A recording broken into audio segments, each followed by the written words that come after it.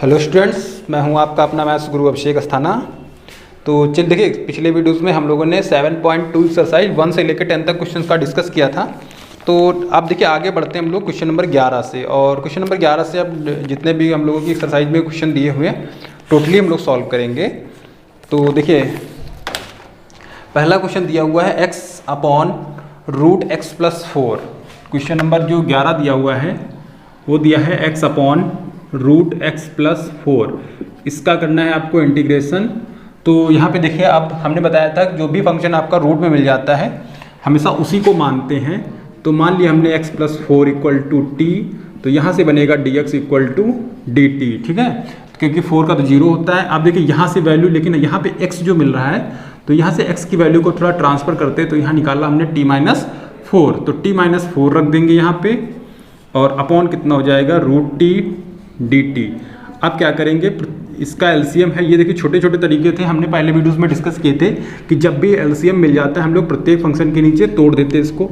तो 1t/√2 तोड़ दिया, और 4 के नीचे भी 1/√t के रूप में इसको तोड़ दिया। ठीक है, अब क्या करेंगे, यहाँ से इसको काटेंगे तो देखिए √t बच जाएगा, और इसको पावर को ऊपर कर लेंगे तो ये बच जाएगा t⁻1/2 dt और -4, और इसको ऊपर लेंगे तो t⁻−1/2 dt बन जाएगा।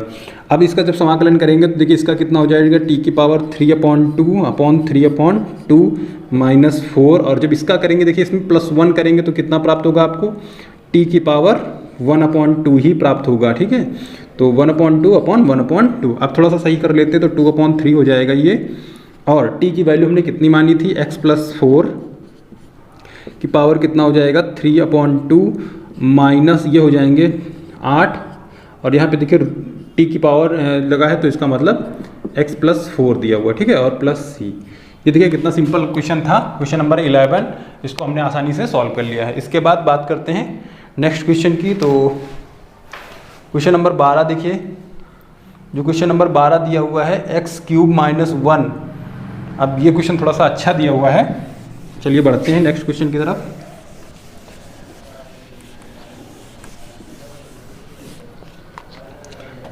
दिया हुआ है x³ - 1 की पावर 1/3 × x⁵ dx। ठीक है, इसका करना है आपको समाकलन। तो यहाँ से देखिए फिर वही चीज़ है, x³ - 1 की होल पावर 1/3 दिया है। तो इसमें इसी फंक्शन को मान के चले, क्योंकि यही एक ऐसा इकलौता फंक्शन है जो इस फंक्शन को या इस जो क्वेश्चन को छोटा कर सकता है। तो हमने माना x³ - 1 = t, तो ये हो जाएंगे 3x² dx = dt। तो dx = कितना आएगा, dt/3x²। तो वैल्यू रखेंगे तो देखिए यहाँ पे हो जाएगा t⁻1/3, और यहाँ पे x⁵ इंटू dx की वैल्यू कितनी रखेंगे, dt/3x²। तो यहाँ से x जब काटेंगे तो यहाँ x³ बच जाएगा, और 1/3 बाहर कर देंगे। यहाँ बचा है t⁻1/3, यहाँ बचे है x³। तो x³ की वैल्यू जब यहाँ से निकालेंगे तो देखिए कितनी निकलेगी, x³ बराबर निकलेगा t+1। ठीक है, तो जब t+1 रखेंगे तो यहाँ हो जाएगा t+1 का, सॉरी सीधे x³ की वैल्यू t+1 आ जाएगी। ठीक है, dt। अब गुणा कर लेते हैं तो देखिए 1/3 टोटली बाहर कर देते हैं, और यहाँ पे जब गुणा करेंगे, गुणा में घाते जानते जुड़ती हैं, तो ये हो जाएगा t की पावर, यहाँ पे देखिए 1 है पावर तो 3 कम और 4 हो जाएगा 4/3, और यहाँ पे देखिए कितना हो जाएगा इसके साथ t⁻1/3 dt। ठीक है, तो अब देखिए 1/3 तो बाहर ही रहेगा, और इसका समाकलन करेंगे तो देखिए कितना आएगा t⁻7/3/7/3 प्लस यहाँ पे देखिए कितना आएगा t⁻4/3/4/3। वैल्यू सही कर देते थोड़ा सा, तो 1/3 को बाहर ही रखेंगे अभी। तो या फिर देखिए 1/3 का कॉमन लेके इसको काट भी सकते हैं। चलिए थोड़ा सा लिख देते हैं। तो 3/7, और t की कितना माना था हम लोगों ने, x³ - 1 की पावर 7/3 प्लस ये हो जाएगा 3/4, और यहाँ भी हो जाएगा x³ - 1 की पावर 4/3। अब देखिए 1/3 को जब अंदर कर देंगे तो 1/3 से 1/3 यहाँ भी कट जाएगा, यहाँ भी 1/3 कट जाएगा। तो नेक्स्ट लाइन आप लोग लिख लेंगे इसकी कि 1/3 और 1/3 कैंसिल हो जाएगा, तो यहाँ 1/7 बचेगा, यहाँ 1/4 बचेगा, और ये हमारा फाइनली आंसर इसका आ जाएगा। ठीक है, तो इस टाइप से हम लोगों ने क्वेश्चन नंबर 12 का सोल्यूशन देखा। ठीक है, चलिए क्वेश्चन नंबर 13 की जब बात करें तो क्वेश्चन नंबर 13 दिया हुआ है x² अपॉन 2 प्लस 3x³ का होल क्यूब। तो ये देखिए काफ़ी सिंपल क्वेश्चन है।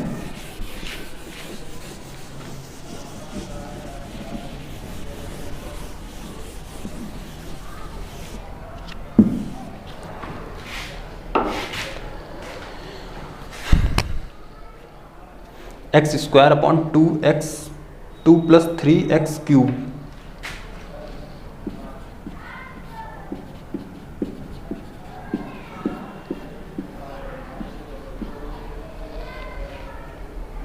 इसका होल क्यूब दिया हुआ है। ठीक है, तो देखिए यहाँ भी काफ़ी सिंपल क्वेश्चन है, तो इसको मान लेते हैं क्योंकि यही फंक्शन हमारा ऐसा है जो इस वाले x² को या तो कम कर सकता है या तो इसको पूरा पूरा काट सकता है। तो हमने मान लिया 2 प्लस 3x³ बराबर t मान लिया है। तो देखिए इसका अवकलन करेंगे तो 2 का तो 0 हो जाता है, ये हो जाएंगे 9x² dx equal to dt। तो dx इक्वल टू कितना आएगा, dt अपॉन 9x²। तो यहाँ पे देखिए वैल्यू रखेंगे तो x² अपॉन यहाँ हो जाएगा t³ इंटू dx की वैल्यू रखेंगे dt अपॉन 9x²। तो x² कट जाएगा, 1/9 को बाहर कर लेंगे और इसको ऊपर ट्रांसफर कर लेंगे t की पावर -3 dt। अब देखिए इसका समाकलन करेंगे तो कितना आएगा, t की पावर -2/-2 वैल्यू रख देंगे तो ये हो जाएगा -1/18 और t कितना माना था हम लोगों ने 2 प्लस 3x³ की होल पावर -2 और प्लस c। अब देखिए इसको प्लस अगर करना है आपको तो इस पावर को नीचे करके आप लोग इसको प्लस भी बना सकते हैं। ठीक है, तो आसानी से इसको सॉल्व कर सकते हैं। देखिए कितना छोटा सा और कितना अच्छा क्वेश्चन दिया था। और नेक्स्ट क्वेश्चन की बात करें अगर तो दिया हुआ है 1/x log x⁻m। तो नेक्स्ट क्वेश्चन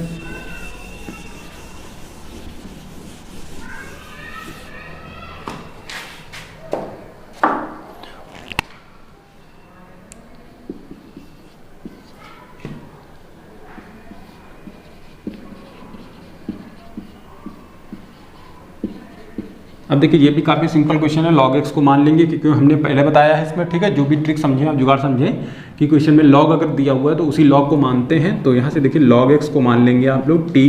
तो log x का 1/x dx इक्वल टू कितना होता है dt। तो dx इक्वल टू कितना आएगा x dt।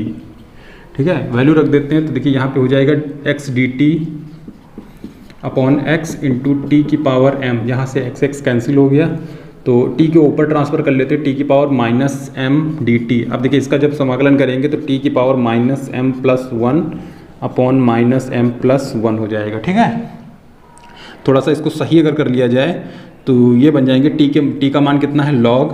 तो यहाँ हो जाएगा log x की power 1 - m upon 1 - m+c।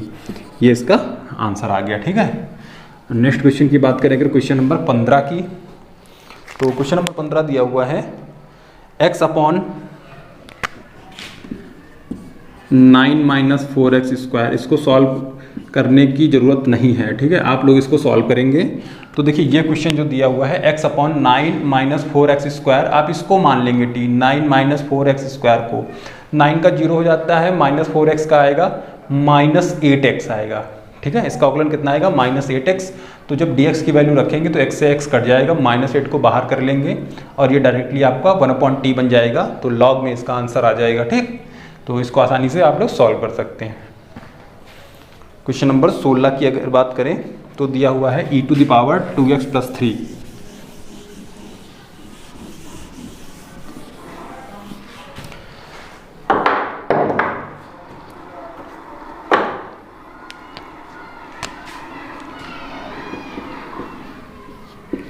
e⁻²x + 3 और dx।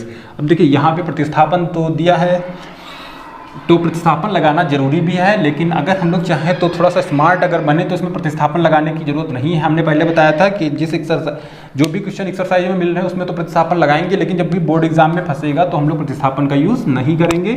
तो यहाँ पे देखिए e⁻²x + 3 दिया हुआ है, तो हम चाहें तो इसको डायरेक्टली भी सॉल्व कर सकते हैं। कैसे? क्योंकि e⁻²x का देखिए e⁻x का तो e⁻x होता ही है। ठीक है, और साथ में देखिए e⁻²x + 3 दिया है तो इसका अवकलन कितना आएगा? इसका अवकलन केवल 2 आएगा। तो आप इसमें डिवाइड कर दीजिए बस, +c आंसर आ गया। ठीक है। ये तरीका आपको बताया था हमने, लेकिन फिर भी प्रतिस्थापन से चलिए सॉल्व करते। तो हमने इसी को मान लिया है कि 2x + 3 बराबर t, तो इसका आएगा 2 और x का कितना होता है dx इक्वल टू dt, तो dx इक्वल टू कितना आएगा dt/2। वैल्यू रखेंगे तो देखिए कितना हो जाएगा e to the power t dt, e to the power t का e to the power t ही होता है, ठीक है। सॉरी dt की वैल्यू है इतनी dt/2, तो यहाँ पे /2 लग जाएगा, वैल्यू रख देंगे तो e to the power 2x + 3/2 + c, देखिए सेम आंसर, ठीक है। तो प्रतिस्थापन लगाने की जरूरत नहीं थी, लेकिन फिर भी एक्सरसाइज में दिया था इसलिए हम लोगों ने प्रतिस्थापन का यूज किया है। अब बात करते हैं 17 नंबर क्वेश्चन की। तो देखिए क्वेश्चन नंबर जो 17 दिया हुआ है x/e⁴ x², ठीक है, इसी टाइप से समथिंग दिया हुआ है, यस। तो x² को देखिए यहाँ पे वही चीज़ है, x² को मान लेंगे x² = t, क्योंकि e⁴ में जो भी लगा है हमेशा समझिए e⁴x का फलन होता है, तो x का काम जो भी कर रहा होगा हमेशा उसी को मानेंगे। तो x² का हो जाएगा 2x, dx = dt, तो dx = कितना आएगा dt/2x, तो यहाँ हो जाएगा x/e⁴t dt ये x कट जाएगा, 1/2 को बाहर कर लेंगे और e⁻−t हो जाएगा। तो देखिए यहाँ पे e⁻−t बन चुका है, तो 1/2 और e⁻−t अपॉन में -1 और लग जाएगा, क्योंकि देखिए e⁻ का तो इतना ही होता है, लेकिन -t का अवकलन कितना आएगा -1, ठीक है। तो ये बन जाएंगे कितने -1/2 e⁻t, t के मतलब -x², और इसको अपॉन में करके आप लोग प्लस भी इसको कर सकते हैं, ठीक है। तो इस टाइप से देखिए क्वेश्चन नंबर 17 का भी आंसर आ गया, ठीक है। अब देखिए क्वेश्चन नंबर 18 की अगर बात करें, तो क्वेश्चन नंबर 18 दिया हुआ है e⁻tan 1x/1 + x², e⁻tan 1x/1 + x²। Question देख के समझ में आ गया होगा आप लोगों को किसको मानना है, क्योंकि e⁻ में जो भी लगा है उसी को तो मानेंगे। तो tan 1x को मान लिया हमने इक्वल टू t, तो tan 1 का जानते हैं कितना होता है 1/1 + x² dx = dt, तो dx = कितना आएगा dt और 1 + x², वैल्यू रख देते हैं। तो e⁻t/1 + x² इंटू dx की वैल्यू रख देते हैं कितना 1 + x² dt, तो 1 + x² पूरा का पूरा उड़ जाएगा। तो e⁻t का तो जानते हैं e⁻t ही होना है, और वैल्यू रख देंगे तो tan 1x + c, ये आंसर हो जाएगा, ठीक है। तो इस टाइप से देखिए क्वेश्चन नंबर 18 भी हम लोगों ने डिस्कस कर लिया। काफ़ी छोटे क्वेश्चन है, बस समझने की बात है, बस लगातार वीडियो के साथ बने रहिए, चैनल को सब्सक्राइब तुरंत कर लीजिए, ठीक है। अभी आगे और भी अच्छी तरीके से आपको समाकलन आने वाला है, और समाकलन के आप जल्दी विद्वान बनने वाले हैं। तो अगर बात करें 19 नंबर क्वेश्चन की, तो देखिए e⁻2x - 1 अपॉन e⁻2x + 1, ठीक है। तो इस टाइप से जो क्वेश्चन दिया हुआ है इसको देखिए सॉल्व करते हैं। इसके देखिए दो तरीके हैं, ये दिया हुआ e⁻2x - 1, यस -1, और e⁻2x + 1, ठीक। तो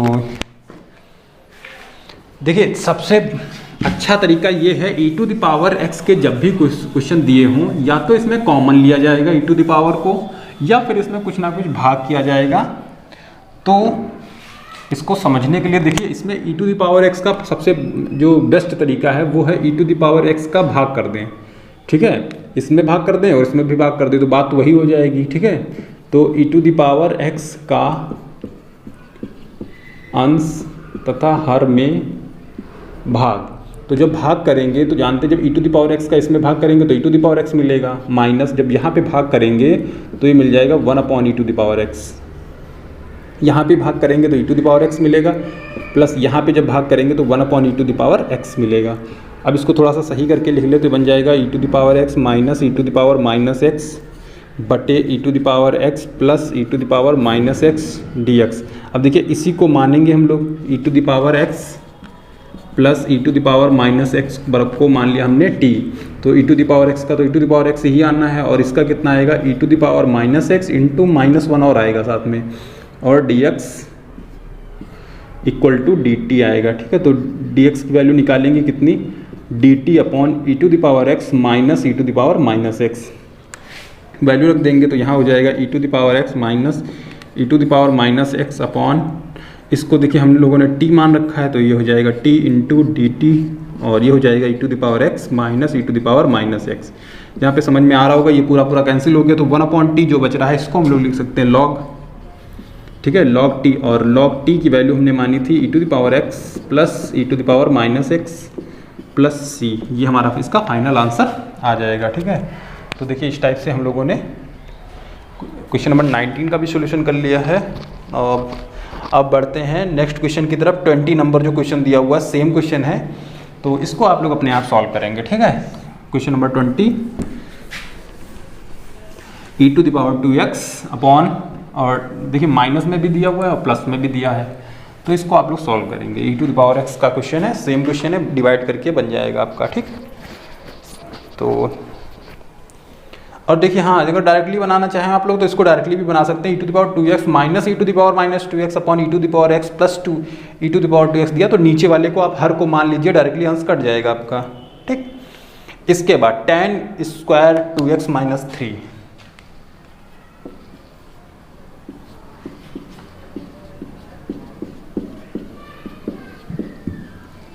अब देखिए tan का जो स्क्वायर के लिए तो डायरेक्टली कोई फार्मूला नहीं होता है, ये तो हमने बताया था, ठीक है। फार्मूले अगर आपको अच्छे से आते हैं तो ये आसान हो जाएगा। tan स्क्वायर का जो डायरेक्टली फार्मूला नहीं होता है तो इसको सेक स्क्वायर बना लिया जाए ना, तो इसको बना लेंगे sec square 2x minus 3 minus 1, क्योंकि tan स्क्वायर का फार्मूला होता है सेक स्क्वायर थीटा माइनस 1। अब देखिए इंटीग्रेशन भी डिवाइड कर देंगे तुरंत, आसान हो गया। अब देखिए सेक स्क्वायर का कितना होता है tan, तो ये हो गया tan 2x माइनस 3, और यहाँ पे जानते हैं वही चीज़ है, फलन के अंदर एक फलन दिया है तो 2 इसमें से कितना निकलेगा 2, और माइनस 1 का जानते हैं x और प्लस c। ये हमारा फाइनल आंसर हो गया, ठीक है। प्रतिस्थापन लगाने की जरूरत नहीं है, लेकिन फिर भी आप लोग प्रतिस्थापन अगर लगाना ही चाहते हैं, आपका ज़्यादा ही मन है, तो आप 2x माइनस 3 को t मान के सॉल्व कर लेंगे, ठीक।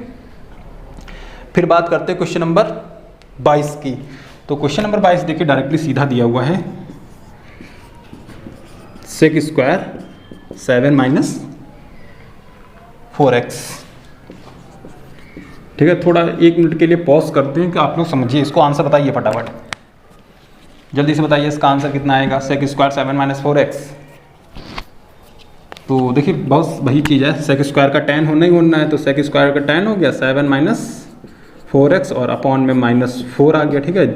जिनके माइंड में ये क्वेश्चन आंसर आ गया था उनका सब बिल्कुल सही है, और जिनको मानना है अपना प्रतिस्थापन विधि लगाए जाके, ठीक है।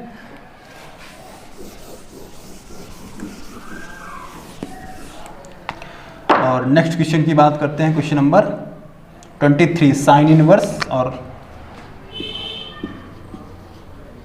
Integration sine inverse x upon under root 1 minus x square dx, ये दिया हुआ है 23 नंबर। तो ये तो आसानी से समझ में आ ही गया होगा कि साइन इनवर्स को जब मान लेंगे, साइन इनवर्स को, तो क्योंकि हमने बताया था कि प्रतिलोम फलन को ही मानना है। देखिए वही सब ट्रिक काम आ रही है आपकी, ठीक है। पिछले वीडियोस में जिन्होंने नहीं देखा है वो फटाफट पिछला वीडियो देख लें। तो देखिए साइन इनवर्स को ही मानना है, क्योंकि हमने बताया था प्रतिलोम का अगर त्रिकोणमिति कोई फलन दिया उसी को मानते हैं, तो साइन इनवर्स को जैसे मानेंगे ये फंक्शन कट जाएगा, आपका टी आएगा और उसके हिसाब से आप आंसर सॉल्व करेंगे। तो डायरेक्टली इसका हम आंसर ऐसे लिख सकते हैं, देखिए साइन इनवर्स का मानेंगे तो ये पूरा कट जाएगा, यहाँ बचा कितना टी, और जब टी बच गया तो टी का जानते हैं टी स्क्वायर बाई 2 होना है, तो 1/2, और यहाँ पे आंसर कितना आ जाएगा, साइन इनवर्स एक्स का स्क्वायर आ जाएगा, ठीक है। तो आप लोग इसको सॉल्व करेंगे, इसको हम सॉल्व नहीं करेंगे। फिर बात करते हैं 24 क्वेश्चन की, 2 cos x minus 3 sin x।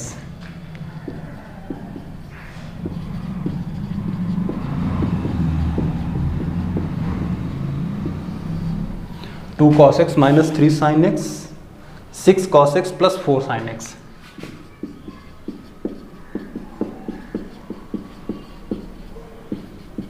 अब देखिए ये जो क्वेश्चन है आसान क्वेश्चन है, इसमें देखिए 4 और 6 है, कॉमन मिल रहा है, तो कॉमन निकाल दीजिए, कितना 2, तो अंदर कितना बच गया 2 cos x minus 3 sin x upon, यहाँ से जब कॉमन निकालेंगे तो देखिए कॉमन जब हमने 2 निकाल दिया तो यहाँ कितना बचा है 3 cos x और प्लस 2 sin x। अब तो आपके माइंड में आ ही गया होगा क्या करना है, क्योंकि इसको मानना है, ठीक है। 3 cos x plus 2 sin x हमने कैसे समझा कि इसी को मानेंगे। अब यहाँ पे देखिए cos का माइनस साइन बनेगा, साइन का cos बनेगा, ऊपर वाला तुरंत पूरा का पूरा फंक्शन कट जाएगा। तो 3 कॉस का कितना होता है माइनस साइन, प्लस 2 साइन का कितना होता है कॉस एक्स, और dx इक्वल टू कितना बन जाएगा dt। तो देखिए 2 cos x minus 3 sine x, 2 cos x minus 3 sine x dx मिला के कितना लिख सकते हैं dt। तो 1/2 इसको बाहर कर लें, यहाँ लिख दें dt अपॉन इसको हमने कितना माना है t। ठीक है, ये हमने थोड़ा सा बचाने के लिए लिख दिया है, लेकिन आप लोग डायरेक्टली नहीं लिखेंगे, इसको लिखेंगे तो dx की वैल्यू जब निकालेंगे उसको अपॉन में लिख लेंगे और उसको पूरा पूरा काट देंगे। लेकिन हमने इसको इसलिए लिख दिया, देखिए ये ब्रैकेट जो लिखा हुआ इसको और dx को मिला के, इसको और dx को मिला के dt है, तो इसको हमने इसको मिला के केवल dt लिख दिया है और इसको तो t माना ही था। तो 1/2 ये बन गया कितना log t। तो 1/t log और t की वैल्यू कितनी है 3 cos x plus 2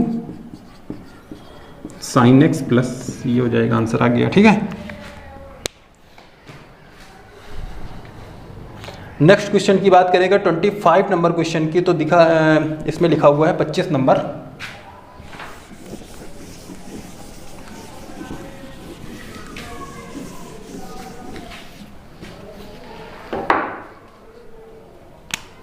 one upon cos square x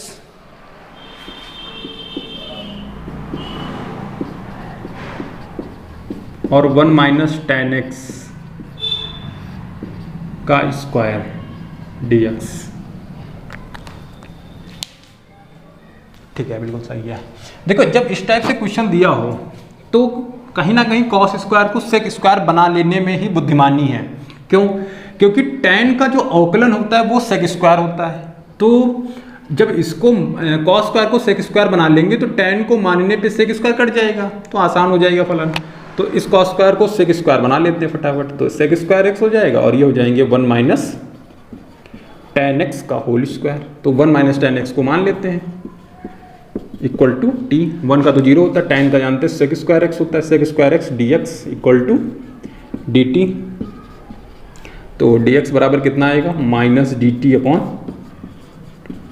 सेक स्क्वायर एक्स। तो वैल्यू रख देते हैं, तो यहाँ हो जाएगा सेक स्क्वायर एक्स बटे t square into minus d t upon sec square x.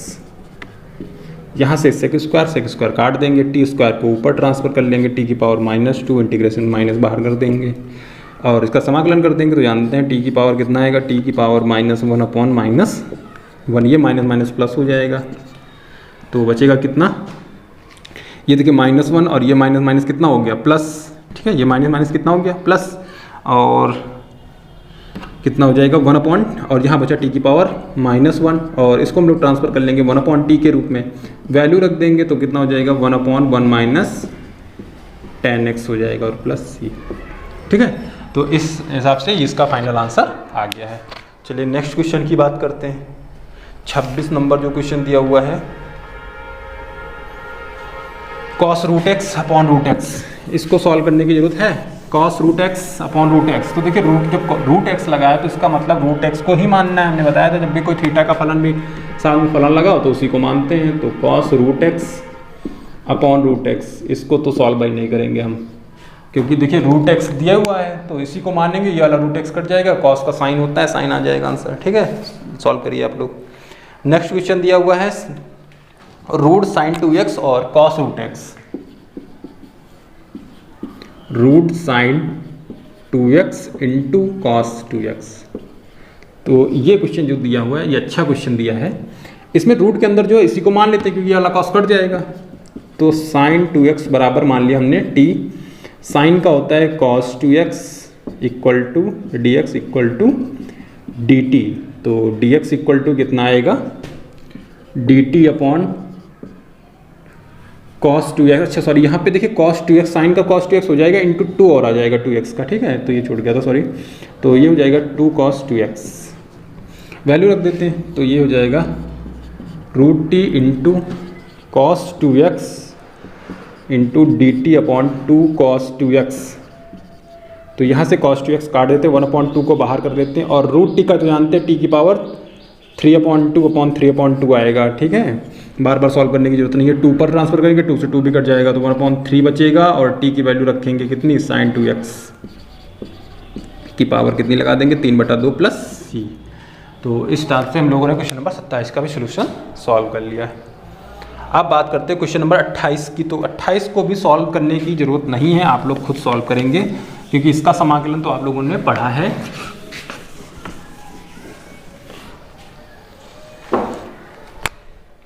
cos x upon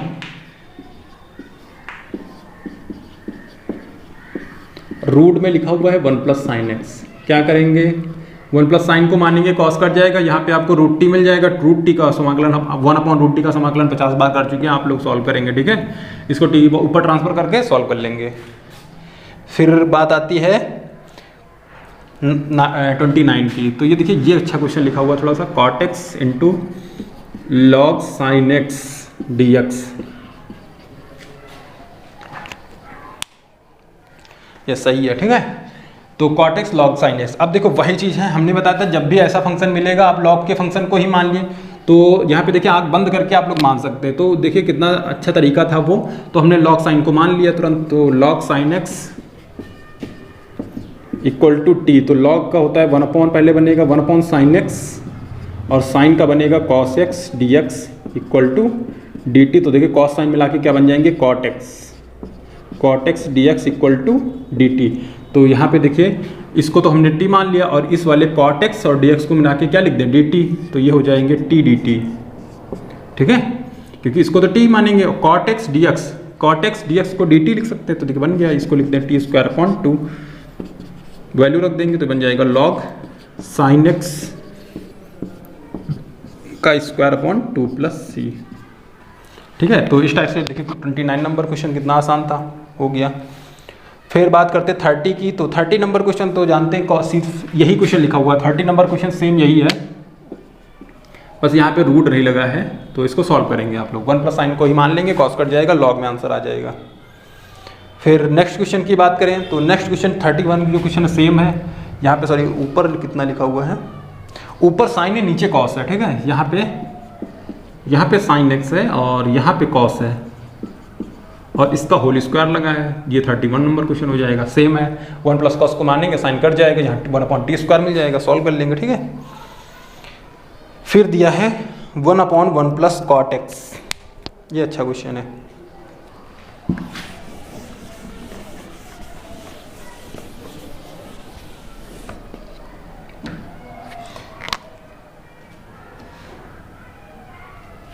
one upon 1 plus cot x.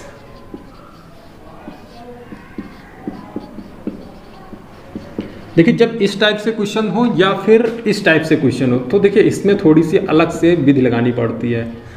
वो क्या है, अच्छा सॉरी यहाँ पे देखिए, हाँ यहाँ पे नेक्स्ट क्वेश्चन भी यही दिया हुआ है 33, बस यहाँ पे इन्होंने माइनस लिख दिया है। तो देखिए एक ही विधि लगेगी इसमें, वो कैसे लगेगी ये अच्छे से समझिए पहले। तो इसको साइन कॉस तोड़ लेना सबसे बुद्धिमानी का काम है। तो कॉट एक्स को तोड़ लेंगे कॉस एक्स बटे साइन एक्स और इसका एलसीएम वगैरह ले लेंगे।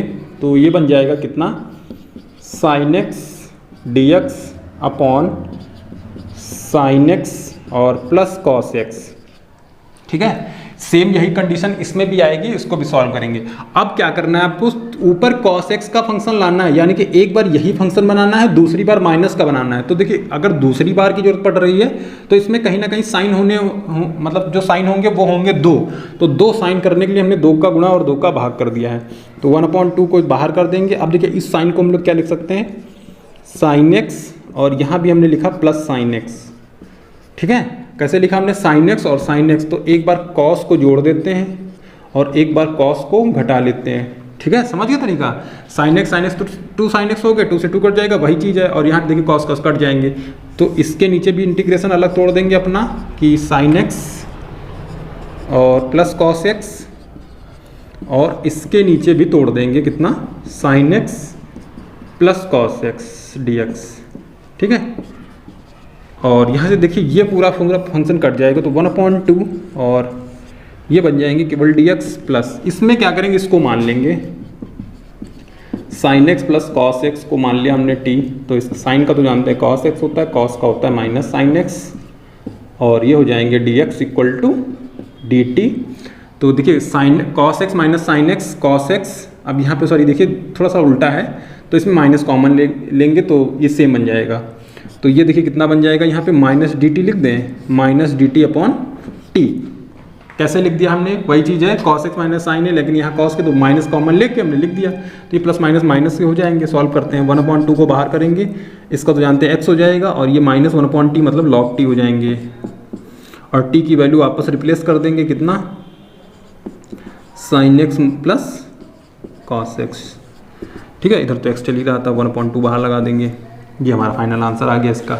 ठीक है, सेम यही तरीका इसमें भी करना है, इसको आप लोग सॉल्व करेंगे और आंसर बताएंगे आप लोग कमेंट बॉक्स में।